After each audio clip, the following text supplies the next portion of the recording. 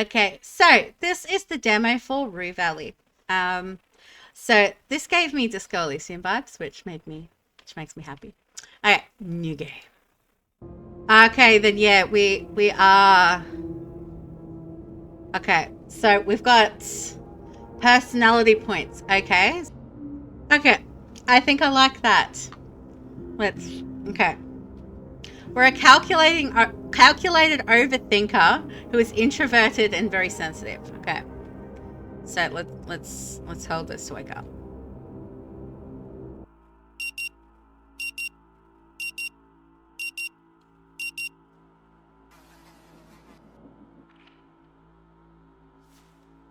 The frenetic sound of a century-old clock nudges you back to the present. The stale air perfectly complements the image of the old motel room. Still with me, Mr. Harrell? The doctor takes off his glasses, freeing his bushy eyebrows. Okay, so your personality traits determine your dialogue options. Some options will only be available if you have a certain trait, while others might be blocked by that same trait. Remember, traits are neither good nor bad. They are a crucial part of role-playing a character with a real personality. Yeah, I get that. Okay. I'm terribly sorry. My mind wandered off. Could you repeat that, please? He smiles. No worries, Mr. Harrell. I'm aware that you may be experiencing a slight lack of motivation right now. Okay, what do we got here? Status effects. Red ribbons on the character portrait show the status effects your character currently has. Status effects have a negative impact on your personality and dialogue options. Okay, so at the moment we have the negative trait of having a total lack of motivation. Okay. Slight lack of motivation. More like total lack of motivation. You'd rather stay in bed all day instead of attending this fast they call therapy in the middle of nowhere. And we'll surely be coming back to this condition of yours later during our sessions. But Your personality is represented in this part of the screen. It shows your personality axis that you defined during character creation, as well as the trait that you chose. Select, hover over a trait to see what it is and what it does. Okay. for now, I just want you to acknowledge its existence and try to stay aware of it at all times, if possible. Silence befalls the room, a muffled clanging sound from outside only making the moment more uncomfortable. I'm fine. That's good to hear. Now, in order to keep us focused, I always limit the session length to exactly 1 hour, hence the alarm. However, since this is your first session, I'll allow a few questions, if there's anything. Is another session really necessary? I was hoping this would be a one-time thing. Mr. Harrow, your case is not to be underestimated. We need to assess the situation carefully. Okay. Your case. Not so long ago, nobody cared about what you do, yet now, suddenly, your business is everyone's business. This first session is more for you to get acquainted with me and my methods. We have a long road ahead of us. Any other questions? Can't you simply state that I'm fine so that we can both move on with our lives? Mr. Harrow, He looks you straight in the eye. that is out of the question. This is a court-ordered therapy, and both of us could be fined or worse if we don't see it through. And I have my own professional reasons in addition to the legal ones. You require help, and I've been designated to provide it. He looks away, I've stern-faced. never let a client down, and I'm not about to start now. Anything else? Why do we have to do this here in the middle of nowhere? It may be hard to understand the need for isolation at first, but my methods require complete divergence from the client's regular way of life, as well as temporary distancing from their social groups and circles. This place is ideal in that regard. However, it's understandable that you need a period of adaptation to both this idea and to your new surroundings. That's also why I haven't asked you to hand over your phone. Yeah. But please don't be alarmed. We'll talk about everything in due time. He glances at the clock, almost too fast for you to notice. All right then. That's it for today. Through the door, you hear that sound again. You should go and check in at the office. Your room is probably ready by now. Okay.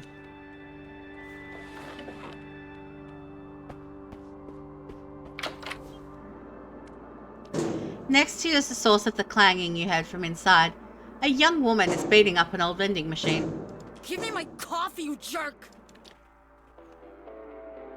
Okay, that's,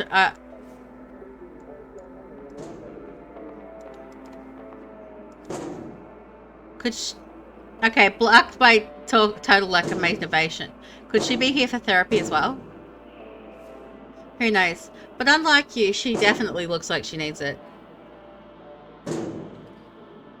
Nobody needs to be sent away from their home to this dump, regardless of their mental state. And yet, what is to be done with lunatics like her? Let them rage around freely, yelling and kicking vending machines wherever they go? There must be a better way to help a distressed person. Perhaps you should speak with her, see if you could help somehow. Or is that too much to ask right now? Yeah, I can't talk with her yet. Come on, you thief! Machine wheezes in suffering. I'll break you open if I have to. It's coiled like a sleeping serpent. Yes, Rue Valley Motel. Our Coral Destiny internet antenna is down? All the attention of the girl behind the counter is occupied by the ongoing phone call. No, the repair tech already came yesterday. Said the internet will be up by noon today. She says to the person on the other side of the call. Okay, social check. Failure, too introverted, okay. It's best to let her make the first move. She'll soon notice you on her own, end the phone call, and ask if she can help you. That's what receptionists are supposed to do. Okay, pretend to look at the leaflets laying on the desk and hope she'll address you eventually. You grab a leaflet and stare through it, mentally preparing for the imminent conversation. You either manage to look like you're really here for the leaflets, or she simply doesn't care. Yes, I have rebooted the modem. She says to her conversation partner, clearly annoyed. After a few dozen anxiety-filled seconds, she finally realizes she's not about to cut her call short just because you happen to show up. Okay, time in the game does not progress outside of dialogue. Okay, so it works in the same way that Disco Elysium works with time. So in order to wait until certain events happen, you need to find a way to kill time. Usually you can do that with various items and interactions around you. For example, reading a book, scrolling through your phone, or just chilling in a cozy chair. Okay. Of course it's urgent. Our guests don't have Wi-Fi, the credit card machines are dead, we can't access reservations. List of rules, you can't be bothered with that right now. Listen, I know what I'm talking about. Your repair tech said it was fixed. Can you just... Alright, let's sit in the chair.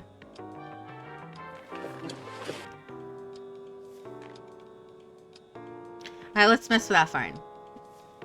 The phone bleeps to life with a lock screen that is obviously years old. If it wasn't a collection of pixels, it would be musty with age and neglect. Okay,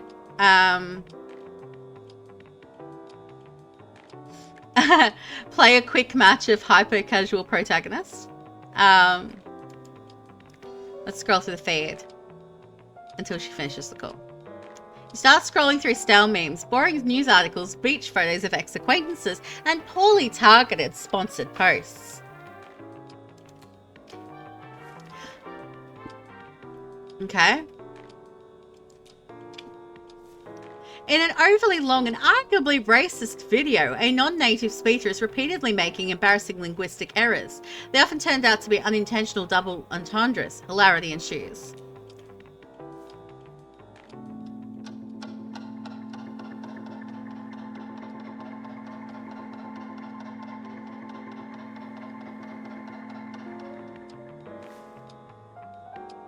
After a while, you realize that neither the pictures nor the posts are loading correctly. 1 bar, but you got the feeling that if it could, it would show half a bar. Seems all these posts were from some time ago, stashed needlessly in your phone's memory. Unless you look up some local Wi-Fi, you won't get much internet here. Minutes pass, but the phone call is still not at its end. No, I don't want a customer satisfaction survey. I want the internet! She says to whomever she's talking to. Hey, let's play a quick match of Hypercat. She'll protect us until she finishes the call. The first wave of tiny bow tie wearing antagonists appear on your phone screen. Aw, they're so cute. Very cute. One of them is wearing a top hat 2 times the size of its body. Another is sporting a goatee worthy of the campiest villain. You tap the one carrying a golden fork and he instantly turns into an amorphous purple splotch. A matching splotching sound effect plays at the same time, further confirming that the bow tie wearing golden fork carrying antagonist is no more. I guess I'm supposed to squash them all.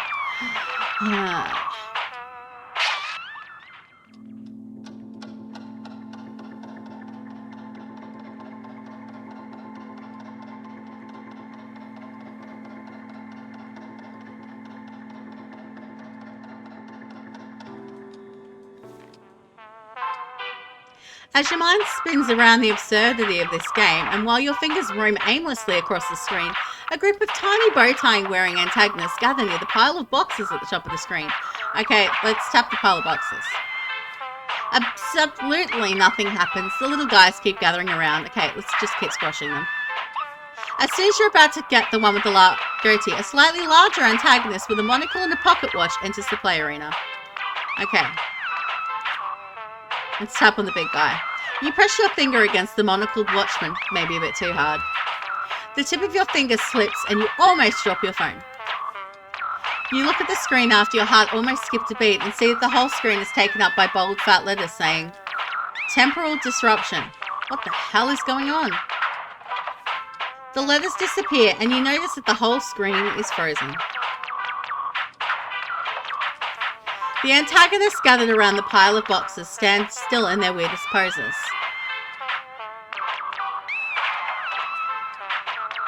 There is. A small timer on the edge of the screen is ticking down, and it's gone. The screen comes to life for a split second. The antagonists unfreeze and continue to antagonize the pile of boxes. And before you get the chance to do anything, the whole phone is covered in black. Out of the blackness, disappointing red letters appear. Protagonists defeated. With a quick swipe and finger lock, the game is gone, and you're back staring at your old wallpaper. The receptionists are still arguing with the internet service provider, and you're getting restless. Hi, yes, Coral Destiny Antenna, Rue Valley Motel. Oh, case number? It's 6AUG27-RVMT. She says to the person on the other end.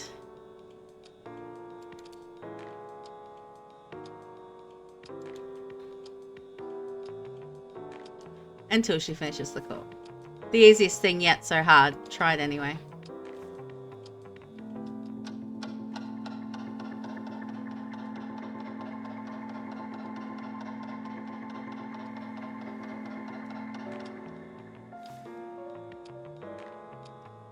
Time is relative. It flies when you're having fun, but lately for you, it has been practically standing still.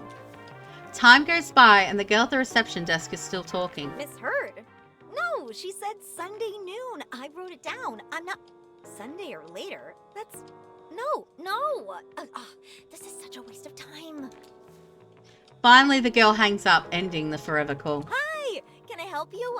I would have hung up earlier if I knew you were waiting for me. You're too quiet. It's my fault, really. Apology accepted.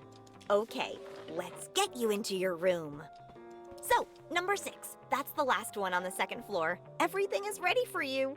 And... She raises her hand, holding a piece of blue and red plastic. this is your key card. Okay, Okay, given we're committed to being an introvert here, so I'm going to nod and just wait for her to put it on the counter. Oh, I see you're confused by this. You were expecting an old-fashioned key, weren't you? She's excitedly wavering the card around her head. Well, we decided to modernize for a number of reasons. Alright, yeah, we're committing to the introvert. Actually, one reason, to be perfectly honest, the guests just kept on losing their keys. It was exhausting, and my dad didn't like the cost of replacing so many locks. So, yes, we decided to use electronic key cards. Costs us a lot to implement, but now when a guest loses their key, we only need to replace a piece of programmable plastic. How great is that? It makes my life so much easier. She takes a deep breath, planning to continue, but a notification sound from her phone interrupts her. She immediately grabs the phone, smiles, and starts typing a message as if she suddenly forgot she was talking with you. But after a few seconds, she puts the phone down and hands you the keycard. So, here's your keycard, and I'll need your signature here. Okay, items you pick up are stored here, while not in dialogue. You can click on them to interact with them. Also, some items will show more information on their icon, for example, Wi-Fi ability or battery level on your phone. I understand. Okay, let's sign the document. Thank you. I'm here if you need anything. Enjoy your stay. Bye. Okay, so that's my key card.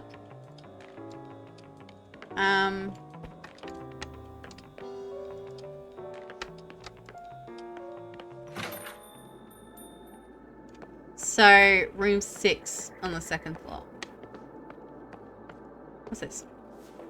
The colours have been bleached by the sun, but you can still make out the image of an orange setting sun, as well as the words Rue Ballet written on above the illustration.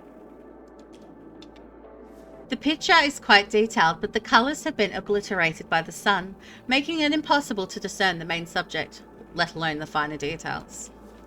You squint your eyes and try to make sense of the confusing shapes, but everything seems blurred and distorted. However, as you keep looking, you finally start to see a magnificent stage, a ballerina dancing gracefully, a lively group of musicians, and an audience dressed in formal attire. The stage is adorned with elegant curtains, and a strange chandelier is hanging from the edge of the poster. A ballerina wearing a tutu stands in the center of the poster, on point, with her arms gracefully extended above her head, almost like she's waving to you. The varnished wood of the violins is reflecting the orange hues of the setting sun, the curved bodies of cellos standing tall and proud, and the trumpet player holds his instrument with arched back, his silhouette reminiscent of a tree struck by lightning. The men appear to be dressed in tuxedos, the women in elegant evening gowns.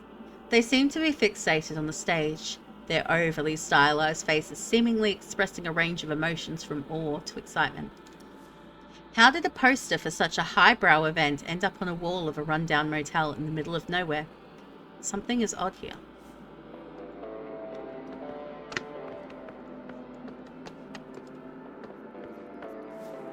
It was already late afternoon when you saw this sign for the first time, as the bus door opened and a wave of desert heat hit you in the face. All the other passengers of the almost empty bus remained seated, each lost in their own world. None of them paid any attention to you as you gathered your belongings and prepared to leave the bus. I remember an older woman, sitting in the back of the bus. Her nose was buried in a book during the whole trip. Her wrinkled face was contorted in a look of intense concentration, as if she were trying to solve some complex puzzle. There was a young person with bright pink hair. They were scrolling through their phone with a bored expression, seemingly completely disinterested in their surroundings, as if they lacked any real connection to the outside world. The burly man with a thick beard left an impression for sure. He was leaning against the window, staring out at the desolate landscape with a faraway look in his eyes. He seemed lost in thought, as if trying to make sense of something that had happened to him a long time ago. I don't want to think about these people. And why would you? Even as you were disembarking from the bus, they meant nothing to you.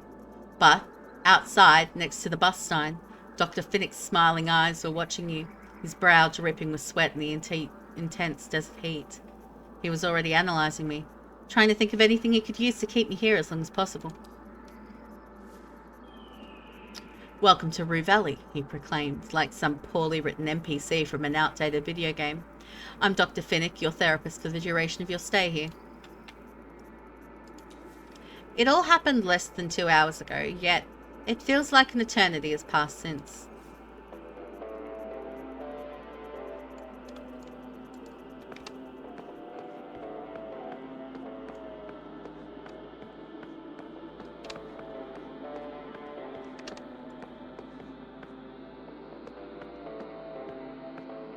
That is a really funny way to walk upstairs.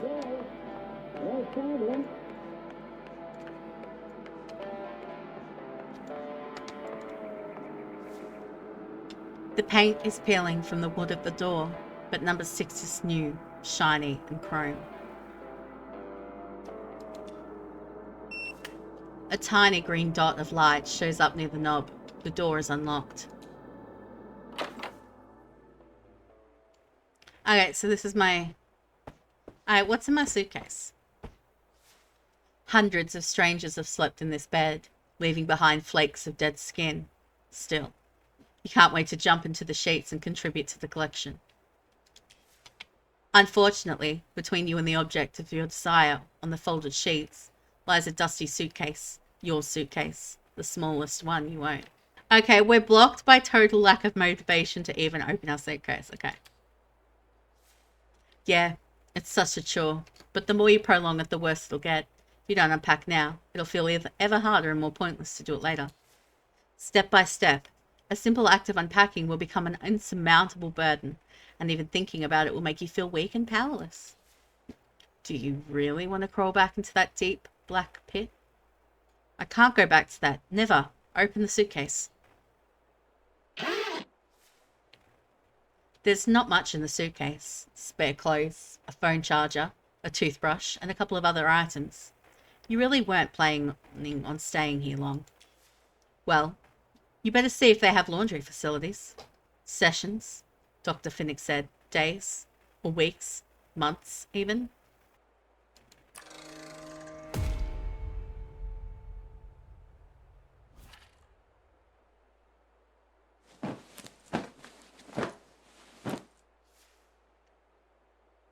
You plug in your phone charger above the bedside cabinet, put your spare clothes in the closet, your slippers next to your bed, and your toothbrush in a cup under the bathroom mirror.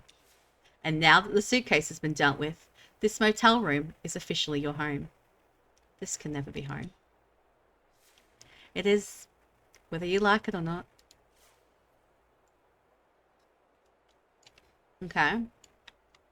What's this?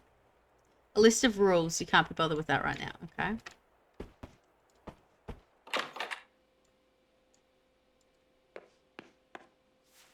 There are so many dark patches that this can barely be called a mirror.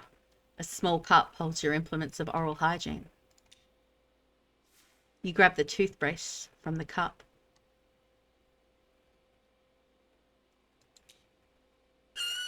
As soon as you turn on the tap, a horrible smell fills your nostrils. It's like there's a plumbing issue in hell and all that blocks sewage is feeding directly into this faucet. Then you see the water streaming out of the tap. It's a robust shade of jet black mixed with chunks of silk. Okay, I changed my mind. I am not touching that water. The tap lets out a sad squeal. The mirror's splotches make interesting patterns on your face. They conceal a dark circle here, a mole there, a patch of wrinkles. I've wasted my life so far, and now I'm getting old. You're not as old as you look. Half of it is probably just due to poor hydration. You have more than enough time left to waste. A stranger, who looks exactly like you, is looking you straight in the eye.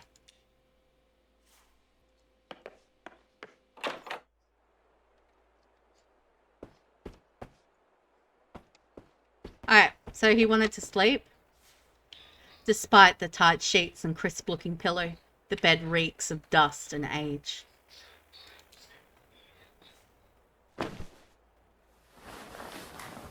Alright. That's a weird way to get into bed. It creaks and squirms as you crawl into it.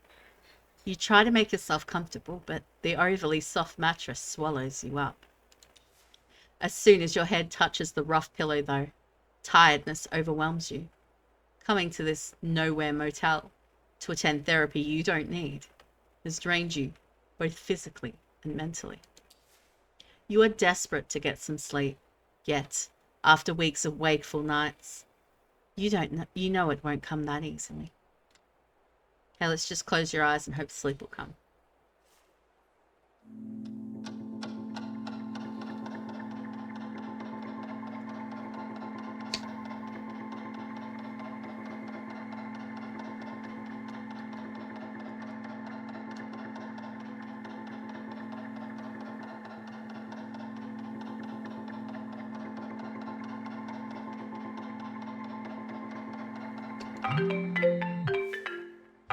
Your ears are pierced by a ringtone that you swore to change years ago.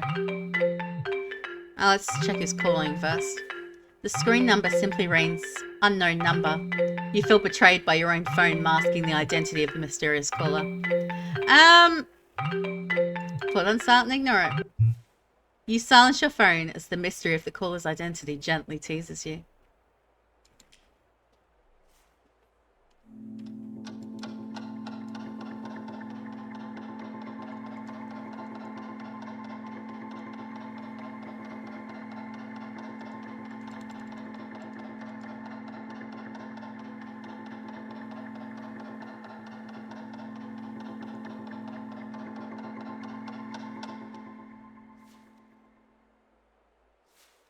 And as your mind begins to drift, reality fades away.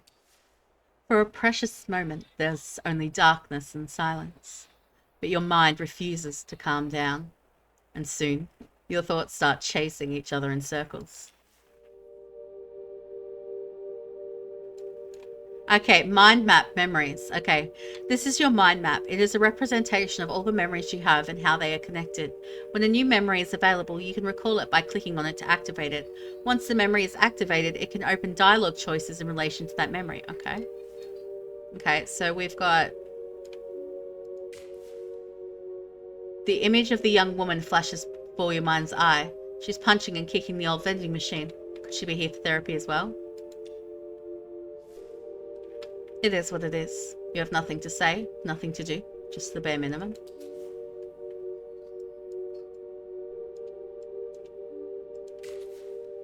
Out of the swirling images, the bushy eyebrows of your new psychotherapist emerge, bouncing up and down as he talks. Still with me, Mr. Harold? I'm terribly sorry, I wandered off. Could you repeat that, please? He's so boring, you almost fell asleep, and you apologized to him. You're such a doormat.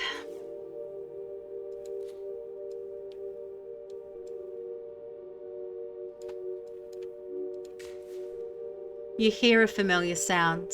It's your annoying ringtone. The one you promised yourself you'd change ages ago. Now, why would anyone answer a call from an unknown number?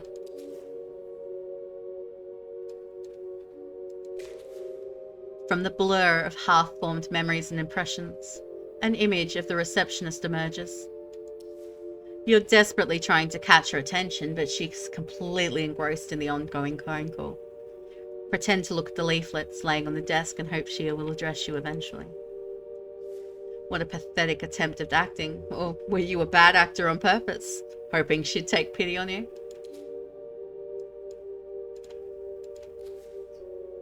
As your consciousness keeps spinning around, the carousel of recent experiences warps into a single vision, suspended between sleep and waking.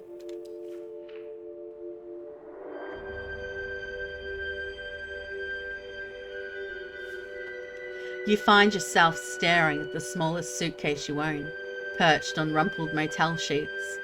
Everything is packed: clothes, phone charger, toothbrush, and a couple of other items. I'm ready to go home. As you reach for the handle, you notice a toothless gap, as if the suitcase forgot to fully exhale.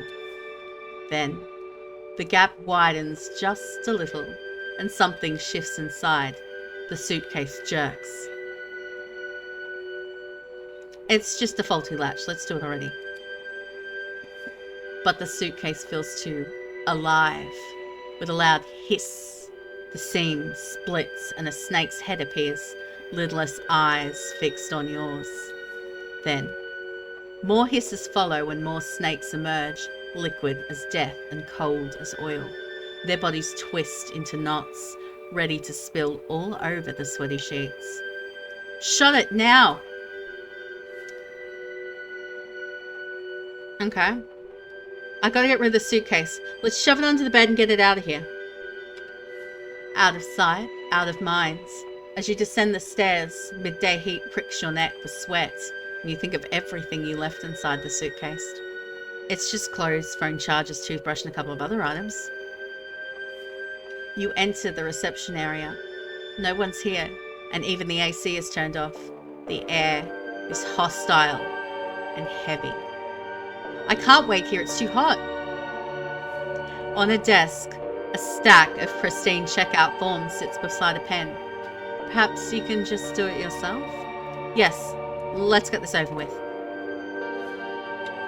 Name, date of birth, length of stay, but a single mischievous drop of ink escapes the pen and begins swelling into a blot, a puddle, a pond, spreading across the room as sweat spreads across your shirt. I need to write faster, but the ink is faster yet, and soon it consumes everything you have written.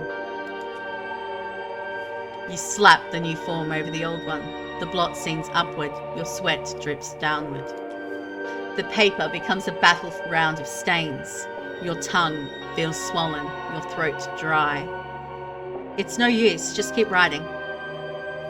You write all the words in black on a completely black paper and sign it in black. Not your fault after all, but it is. You did what you could. Now it's time to leave and find something to drink. Get out already. The parking lot shimmers in the heat. Asphalt soft underfoot. Across it, the vending machine glows like a mirage. Its glass fogged with condensation. Insert coin, press the button. The machine hums, light flickering, but no bottle comes out. You drop another coin. Clink. Press. Hum. Still nothing. The world narrows to the clink of metal, the press of your fingers, the machine's empty whir. Maybe this time it'll work.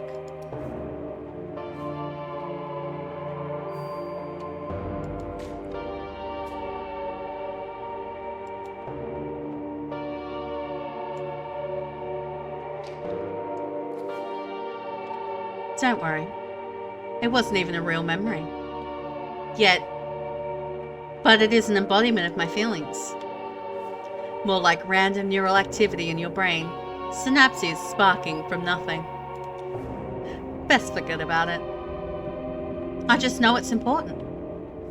Could be. But are you strong enough to remember it? Brave enough to confront it? Not yet.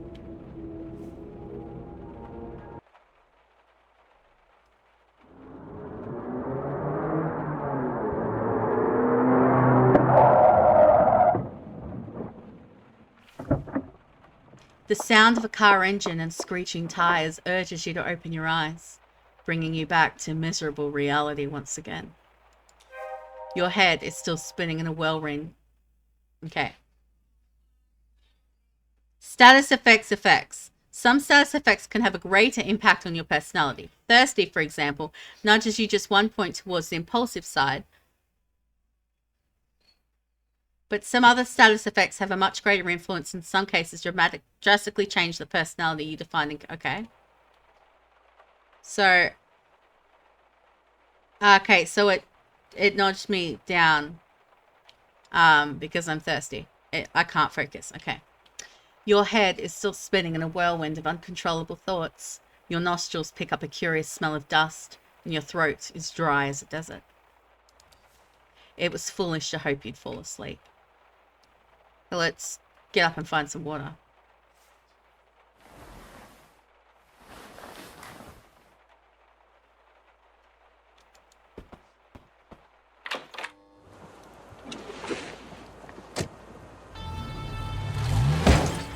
God damn it!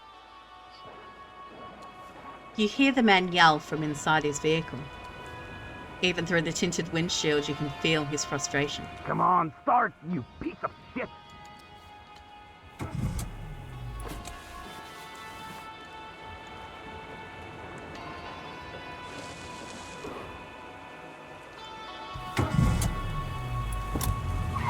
Judging by the careless driving you just witnessed, the man is either under the influence or another patient of Dr. Phoenix.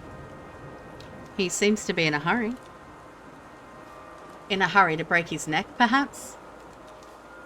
Come to think of it, could it be that's exactly what he's trying to do?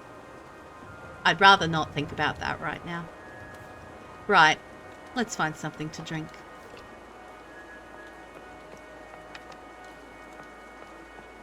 Okay, so there is that vending machine, so...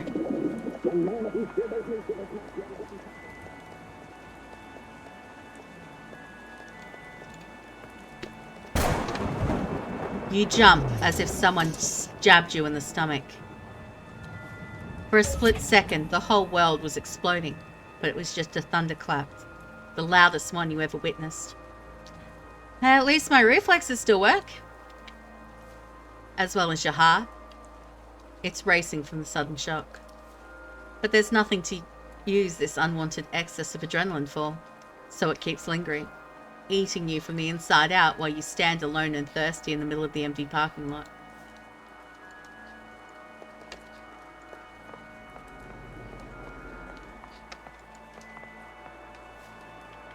The battered machine seems to be decades old, except for a newly installed comically large register button. Alright, let's check that. It reads, drinking water for the people of Rue Valley, free of charge, courtesy of Coral Destiny. Okay, let's press the reddish button.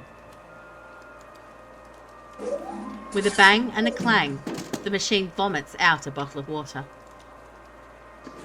The almost frozen plastic feels slippery in your sweaty hands. You can't wait to drain it of the pressured liquid. Okay, we're drinking that.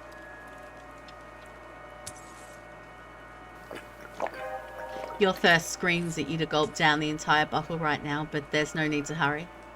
Take it one sip at a time.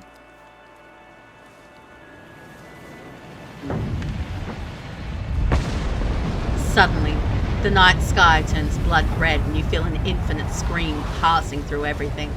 Unbearable anxiety washes over you. Hide? But you can't hide from the whole sky on fire, any better than you can hide from your own past. At least I don't have to face it.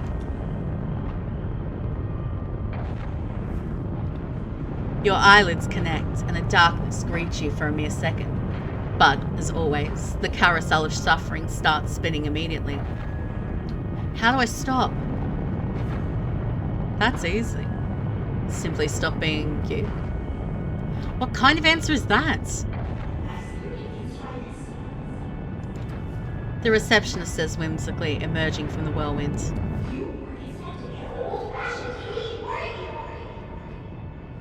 No, I was expecting an answer. But the receptionist disappears, and instead the fiery sky begins burning its way through the darkness, cutting several straight, narrow slits into your closed eyelids. I want this to stop. Squeeze your eyelids tighter. Well then, keep craving, keep clinging, keep suffering. I have no choice. Red sky is seeping through the cuts in your eyelids, forming a number.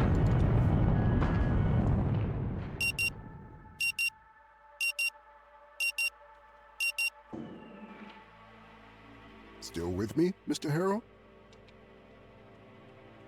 Stop the carousel and focus on something else. Surely there's something pleasant to think of instead of this bushy-eyebrowed psychotherapist and court-mandated therapy. Alright, let's think of something sexy.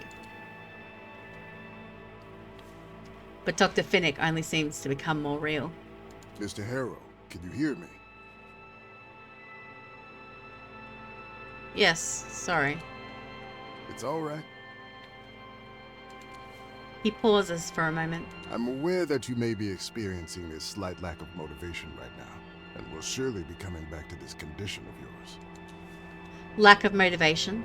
That's the least of your worries while your mind is filled with this crushing, overwhelming sense of impending. Wait, did you hear that?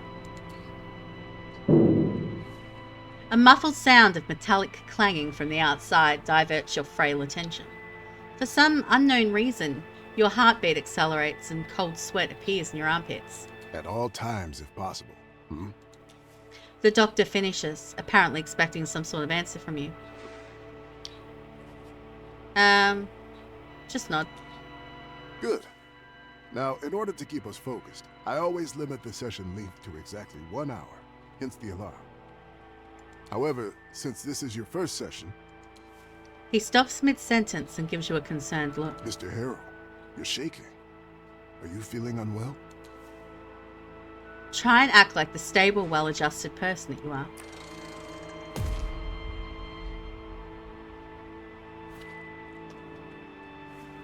You open your mouth with the intention of convincing him that you're fine, but the stress is just too high to control, and it instantly overwhelms you. Okay, so I've got like extra calculated, extra sensitive. Okay. Panic, hyperventilate, repeat. Your heart speeds up. Your breathing follows, and soon you start feeling dizzy, and then you feel it. A sharp chest pain. Oh no, am I having a panic attack? Yes.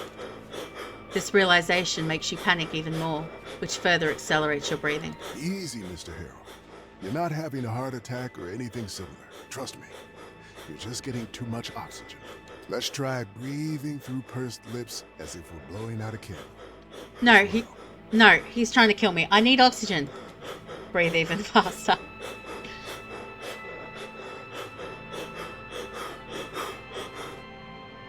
Mr. Harrow? Did I pass out? Only for a few seconds. No need to worry. Just take it easy.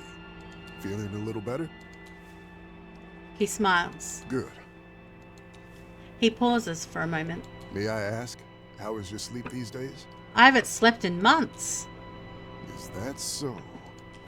He seems to inspect the dark circles under your eyes. Well then, if you happen to have trouble falling asleep tonight... He opens his hand, revealing a single purple pill lying on his palm. There's no reflection in his glasses. Above them is a pair of bushy eyebrows. Remember, what I'm giving you is a mild, non-prescription herbal hypnotic drug. Nothing more. Take the purple pill. Hopefully it'll help you calm down and get some rest tonight. We'll continue tomorrow. Okay. All right then. Now you only need to pick up the key card for your room. And I'll call the receptionist to make sure everything is in order. Sounds good? Thank you.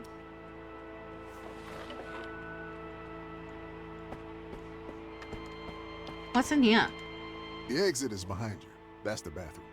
May I use it, please? Of course. Ooh, what's this? The book's cover is dominated by a stunning redhead, her face elegantly made up, her dress tight. Shadows gather all around her, but a gun in her hand shows she's ready for any threat. Not to mention that with décolletage, she's definitely dressed to kill. Above the woman, the title Lilith Undercover, below the author's name, T.J. Sampson. Toilet literature.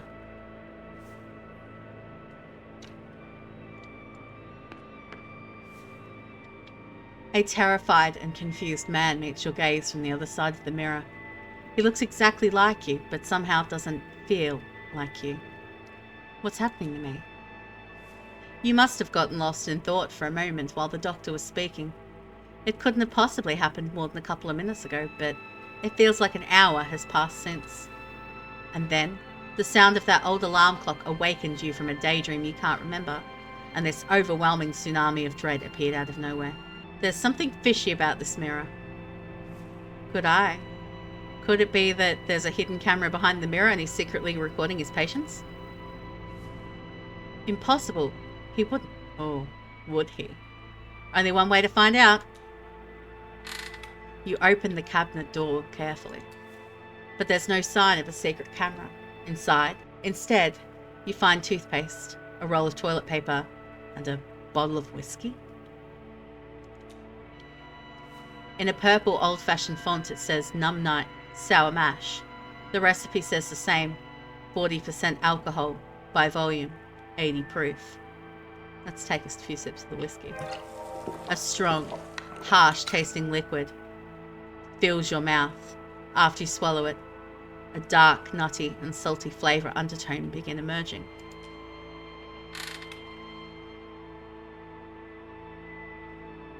Okay, let's splash some water in your face to calm yourself down. As soon as you turn on the tap, a horrible smell fills the room as a stream of black water flows out of the old pipe.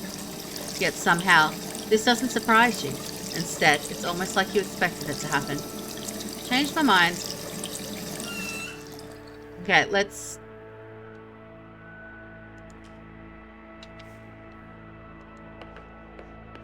Refreshed yourself?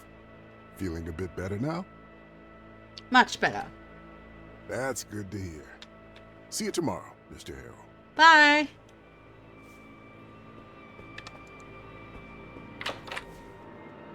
The source of the clangs is a young woman beating up an old vending machine. For some unknown reason, looking at her makes you even more nervous. Spit it out already! Just get away from her. Come on, you thief! I'll break you open. All the attention of the girl behind the counter is being hogged by the ongoing phone call. Of course it's urgent. Our guests don't have Wi-Fi, the credit card machines are dead. We can't... She pauses for a second. Oh, hold on. I have someone on the other line. She presses a button on the phone. Hello, reception? Oh, what can I do for you, Dr. Fink? If it's about the Wi-Fi, She pauses again and directs her gaze towards you. yes, he's here. Of course, no problem. In an instant, the realization dawns on you because of your prank outburst at the end of the session. Dr. Finnick must have just warned the receptionist of your condition. Okay, let's wink at her. She winks back at you, then smiles as she touches the button again. Hello? I'm very sorry. I will have to call you back later. Bye.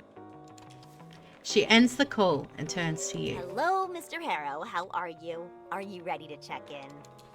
She continues in the same breath without waiting for your answer. Everything is in perfect order. Don't you worry a bit about anything. Sorry.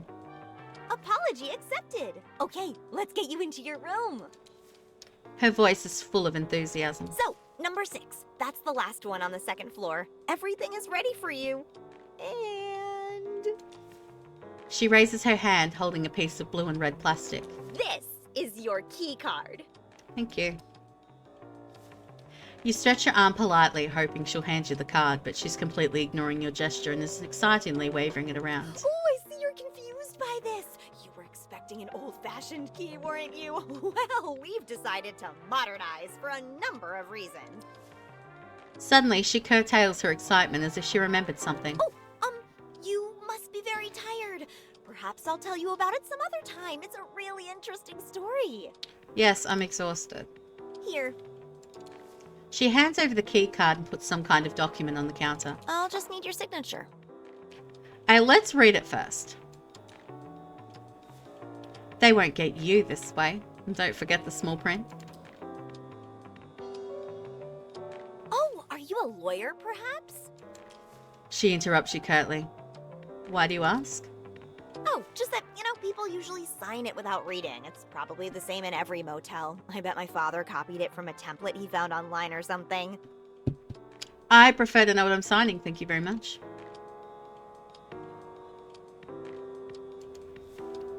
You know you have to be careful and look for hidden loophole or suspicious wording they may try to use against you. But the numb night is making it even harder to read these legalese mess, yet alone understand a word of it. If only you were a lawyer, or at least sober. Well, time to check the I agree button and prepare for the unknown consequences. Thank you for your trust, sir. She says with a barely visible smirk. I'm here if you need anything. Enjoy your stay. Bye.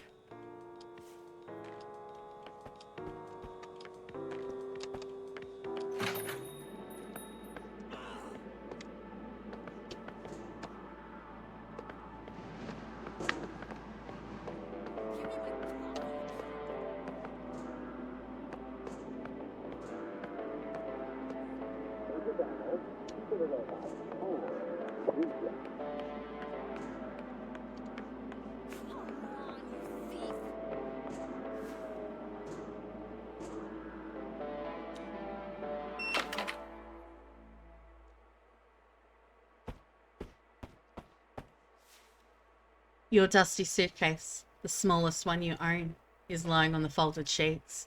Even thinking about unpacking right now is making you feel terrified. Why am I afraid of unpacking? Perhaps you're scared of what you might find inside. Or maybe worried that unpacking you accept that you're going to stay here for some time. They're going to keep me here forever, aren't they? Yes. Perhaps I could relax a bit in the armchair instead.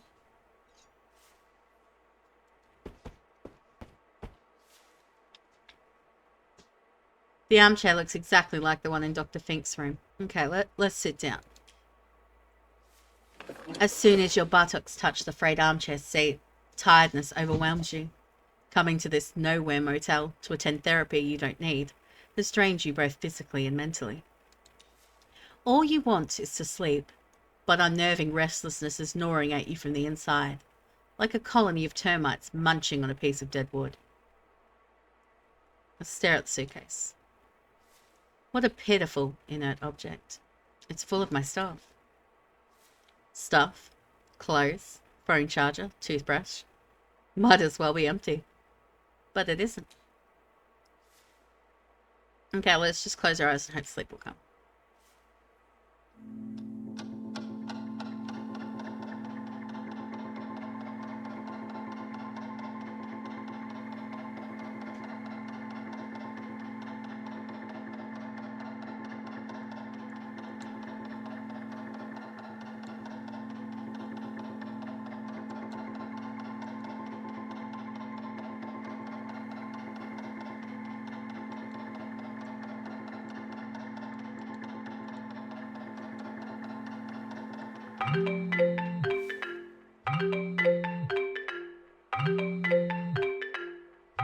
Okay, check who's calling. The screen simply reads unknown. You feel betrayed by your own phone masking the identity of the mysterious caller. Hello, sir. Am I speaking with Eugene Harrow? The line crackles heavily, as if the man is speaking from the distant parts. That's me. Well, Mr. Harrow, I am so pleased to have finally reached you. My name is Percy Rugger, and I'm a senior sales executive at Ulterior Paralegal Exploits Consultancy. We'd like to offer our help regarding your case.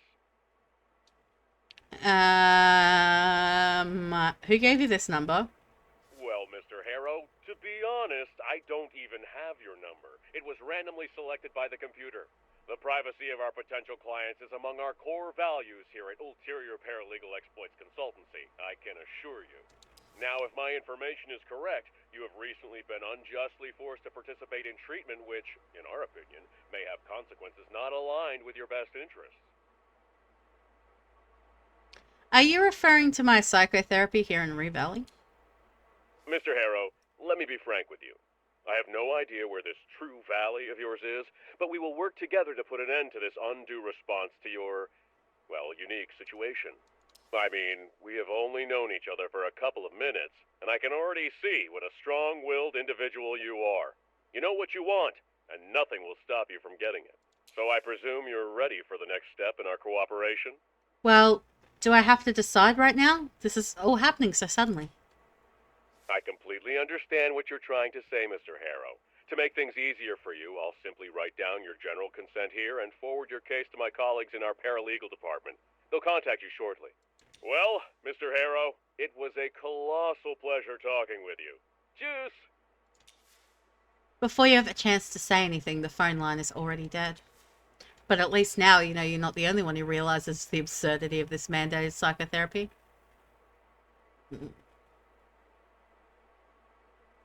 Let's close our eyes again.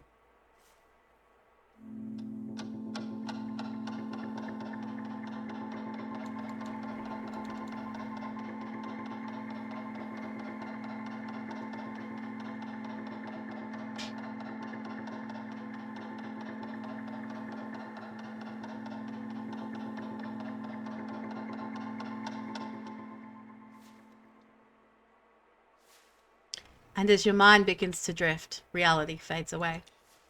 For a precious moment, there's only darkness and silence, but your mind refuses to calm down. and soon your thoughts start chasing each other in circles.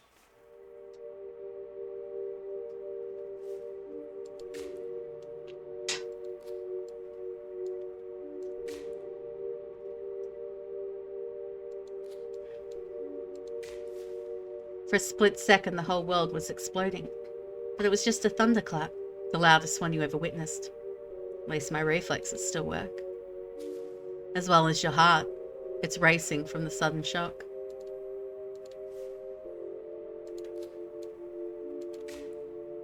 Okay.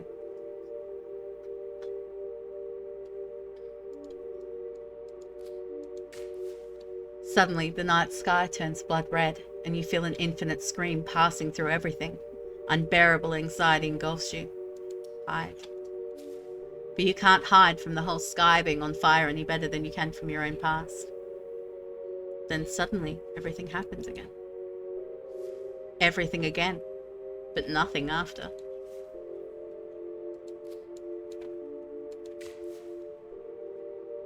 Judging by the careless driving you just witnessed, the man is either under the influence or another patient of Dr. Fink's. He seems to be in a hurry. In a hurry to break his neck, perhaps? When did this happen? This evening, but later.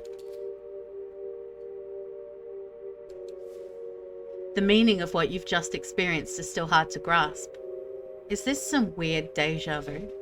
The memories seem so real, and yet these things clearly never happened. Have you actually gone completely mad? And they were right to send you to Dr. Fink? But what if the careless driver really does show up?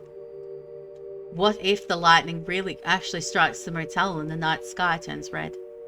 Okay, the combination of several specific memories can create an idea, and with enough inspirational willpower points, you can turn that idea into an intention. Intention opens new dialogue options that will lead you through the journey in completing that intention.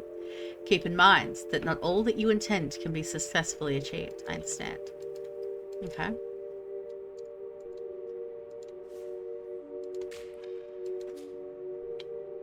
Okay. How could you remember something that is yet to happen?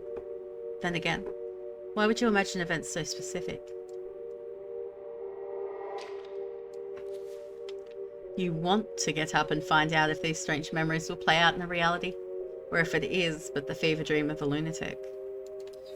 Yet, you can't. It's all too much. All you really want to do is forget you have ever even had these weird visions. To forget about being here. To forget about the incident. And stay in the armchair forever.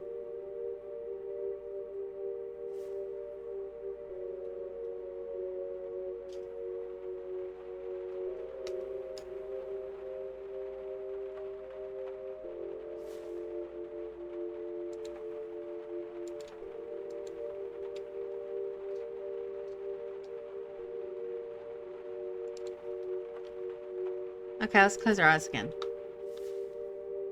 As soon as you close your eyes, the images return again, chasing one another. You can't seem to calm down until at last you open your eyes again.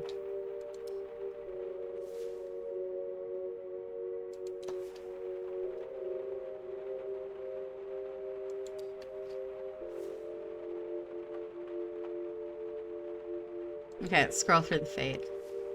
Same old, same old. Okay. As soon as... This was supposed to be relaxing. It's not your fault. You're simply too nervous to play a stressful game like this right now. Right away. There's nothing else to do but swallow the purple pill. Wait a second. Are you sure it's a good idea to swallow this mysterious sleeping pill so soon after drinking alcohol? Could be dangerous. Swallowing a pill without any water is not a pleasant task, true. But getting up only to get some water definitely feels like too much of an effort. Let's force the pill down our throat. Using saliva as a lubricant, you help the purple capsule find its way into your stomach.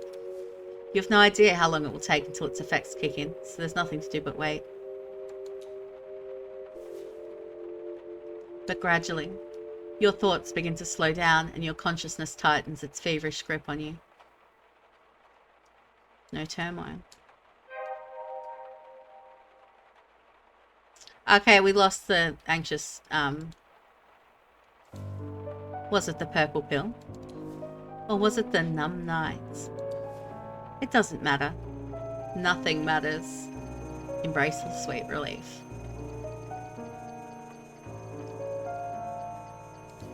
Like a leaf on the wind, you're tossed this way and that.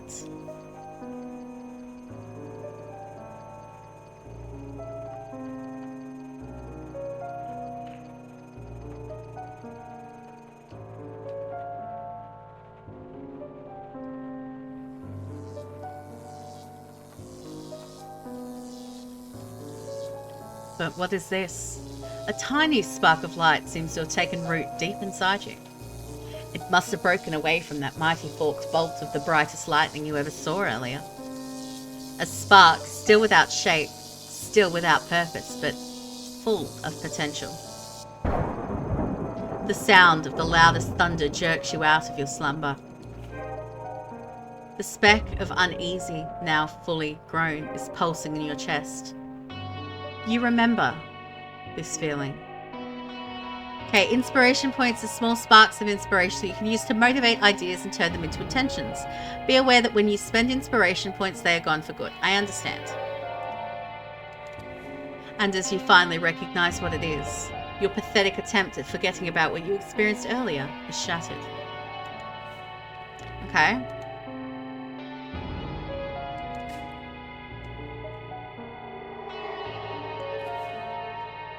You have to find out if the careless driver showed up again. You must know if the sky will really be set ablaze. You need to see if everything will happen again. And if it does, you need to remember. Okay, active intentions. Okay, here you can see your active intentions. Select, hover over them to see more details about how to complete them. Clicking on an intention will open the mind map and then... Okay. A simple key card with the Rue Valley Motel in room 6. Okay.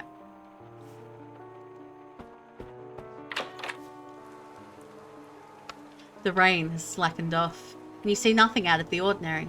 Nothing you could put your finger on. If the careless driver visited the motel, he has surely left already while you were sleeping. I should have found the strength to get up earlier. There. It's not your fault. You were incapacitated. Okay, glance towards the parking lot. As you stare at the reflections on the wet, dark asphalt, the memory begins unfolding in your mind again. He enters the car, starts the engine, and then he hits the transformer while driving in reverse, smashing his rear light before driving away in a cloud of smoke. If this really happens, you may be able to find some evidence down there. That's right. Okay.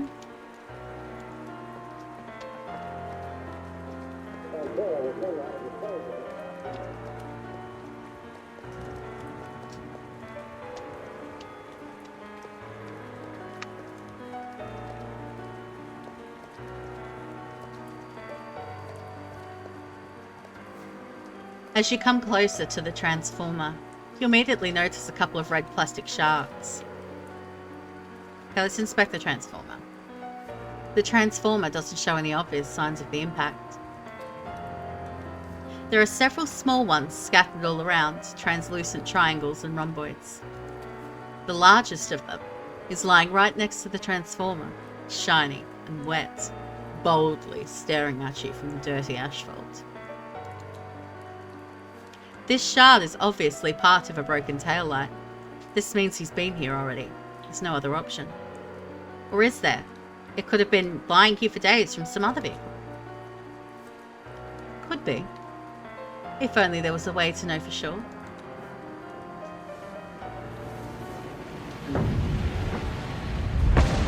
And then, before you can wrap your head around all this, the skies are once again set ablaze. Exactly as you remembered, only confusing you even further. What will happen now? Will you find yourself back at Dr. Fink's office in a moment? Will you remember anything? Or Was this a one-time thing and the evening will now continue as if nothing has happened? Befuddled, you cast your gaze on your wristwatch. It's 8:47 p.m. Okay, from now on you will have the exact time displayed here. Pay attention to it because in Rue Valley, situations change when the time changes. Characters might leave some locations and arrive at others. Their mood might change and they might act differently at different times. I understand.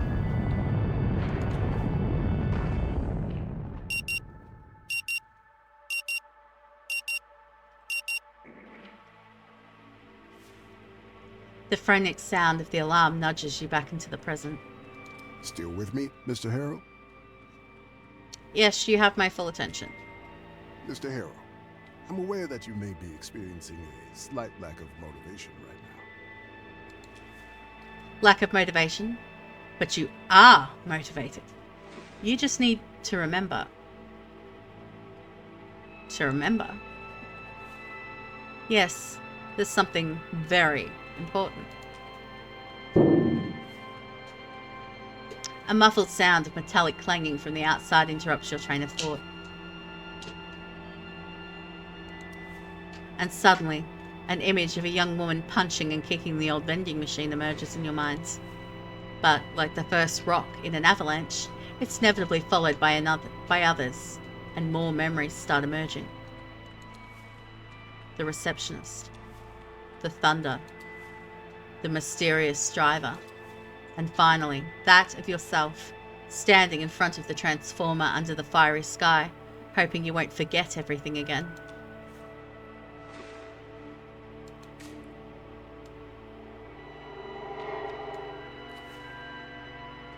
As you struggle to put the memories in the correct order, your mental fog dissipates and two simple words form on your lips. Time loop. You're in a time loop. Time loop?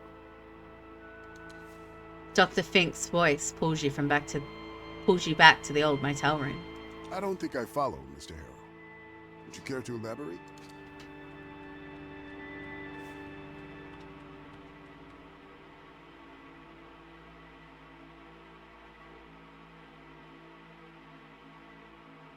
Dumb things on stream.